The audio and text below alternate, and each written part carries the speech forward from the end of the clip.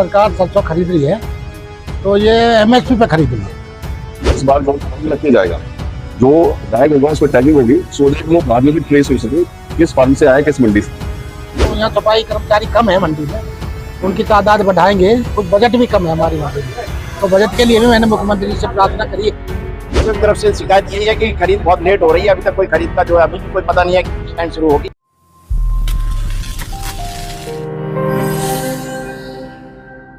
सोहना विधायक तेजपाल तंवर ने सोहना market committee के कार्यालय पहुंचकर जहां आड़तियों व सरसों की सरकारी खरीद करने वाले अधिकारियों के साथ बैठक कर आड़तियों की समस्याओं को सुना, वहीं दूसरी तरफ अनाज मंडी का निरीक्षण कर खानापूर्ति भी की।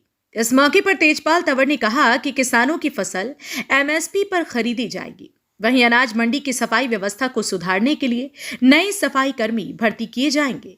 आड़तियों को किसी प्रकार की कोई समस्या नहीं आने दी जाएगी। अनाज मंडी में फैले अतिक्रमण को लेकर विधायक जी गोलमोल जवाब देते हुए नजर आए। शुरू होगी आज से, समझ लो खरीद तो शुरू ही होगी जी, अब डिले नहीं होगी। तो सरकार सरसों खरीद रही है तो ये एमएसपी पे खरीद रही है। किसी को कोई शक ना होना चाहिए कि हमारे कुछ लोग कहते हैं भाई एमएसपी, तो एमएसपी पे सरसों खरीदी जा रही है। केंद्र सरकार इसको कर रहे हैं, उसके बाद स्टेट की खरीद शुरू होगी। और वैसे भी ठीक है, चूंकि सरसों है। टेंडर की जो शिकायत थी वो एमडी साहब से बात हो गई, उसको ठीक करेंगे, इन्होंने बताई भी है। प्रक्रिया में थोड़ा वो दिक्कत रह जाती है, बाकी कोई दिक्कत नहीं है।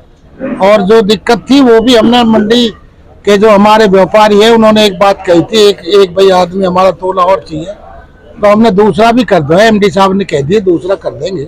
एंकरोमेंट तो मैंने पहले भी व्यापारियों से कही है भाई ऐसा मत करो, सब अपने ही लोग हैं, इनको कहना पड़ेगा कि भाई आप इसको ठीक करो। सफाई व्यवस्था को लेकर क्या कहा?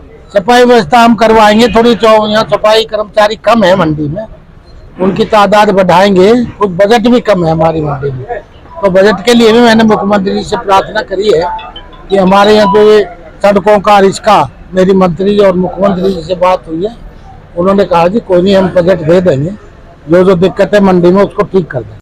अगर हम हरियाणा वेयर हाउस के डीएम मनोज पाराशर की माने तो मंडी की खरीद व्यवस्था को और बेहतर बनाने के लिए सोहना अनाज मंडी के 2 आड़ती खरीद एजेंसी के साथ रहेंगे। किसानों की सरसों की फसल को केंद्र व प्रदेश को 2 एजेंसियों द्वारा खरीद किया जाएगा। और अब की बार जिस आड़ती द्वारा फसल खरीद की जाएगी और उसके कट्टे पर उसका टैग लगाया जाएगा, ताकि ये पहचान की जा सके कि जिस आड़ती द्वारा फसल खरीदी गई है उसने सरकार द्वारा तय किए गए मापदंडों का ध्यान रखा है या नहीं। मंडी का कोई नुमाइंदा नहीं है जो कि कार्य कर सके, तो उसमें ये डिसाइड हुआ है कि मंडी के नुमाइंदों को भी रखा जाएगा। जो प्राइस सपोर्ट सिस्टम है, जो मस्टर्ड हम परचेज करते हैं गवर्नमेंट के लिए, अभी 2 एजेंसीज कर रही है, नेफेड और एनसीसीएफ। तो एनसीसीएफ की परचेज की जिम्मेदारी Haryana state warehousing corporation को दी हुई है। तो उसमें फेडरेशन का मानना है कि वो किसी सोसाइटी से या फेडरेशन से काम कराए, क्योंकि यहाँ पर कोई फेडरेशन मौजूद नहीं है। इसलिए आड़तियों की जो आड़तियों द्वारा जो अपॉइंटेड जो कॉन्ट्रैक्टर होंगे उनकी मदद ली जाएगी।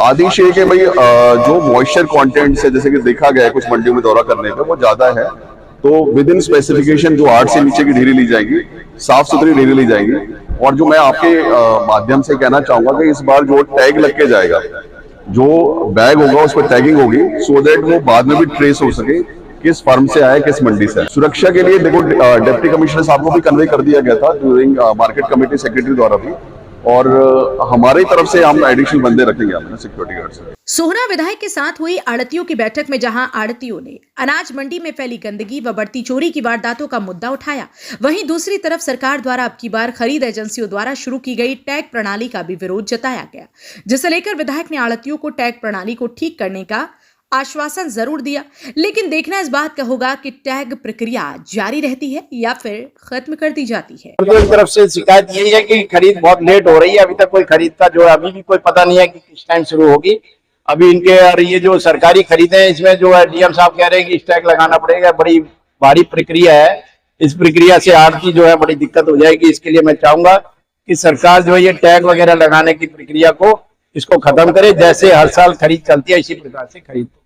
बता दें कि सोहना की अनाज मंडी दिनों दिन अतिक्रमण के शिकार होकर सिकुड़ती जा रही है। बता दें कि सोहना किसानों की फसल खरीदने के लिए दर्जनों आड़तियों ने लाइसेंस लिए हुए हैं, लेकिन उनमें से नाम मात्र आड़ती ही किसानों की फसल खरीदने का काम करते हैं। बाकी आड़तियों में से किसी ने परचून का काम किया हुआ है, तो किसी ने बर्तन की दुकान खोली हुई है, जिन्होंने फड़ों पर टीन शेड डालकर अतिक्रमण किया हुआ है।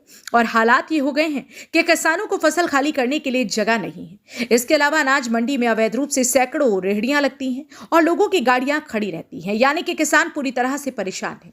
अनाज मंडी के अंदर अव्यवस्थाओं का आलम छाया हुआ है। आवारा पशुओं का आतंक है।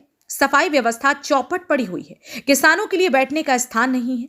यानी कि सोहना अनाज मंडी पर तो अंधेर नगरी चौपट राज वाली कहावत सटीक बैठ रही है। लेकिन देखना इस बात का होगा कि क्या विधायक जिन समस्याओं का समाधान कराने में कब तक सफल हो पाते हैं। हरियाणा वरदान के लिए सोहना से संवाददाता विशाल राघव की रिपोर्ट। देश व प्रदेश की खबरों को सबसे पहले देखने के लिए हरियाणा वरदान चैनल को सब्सक्राइब करें, लाइक करें व शेयर करें।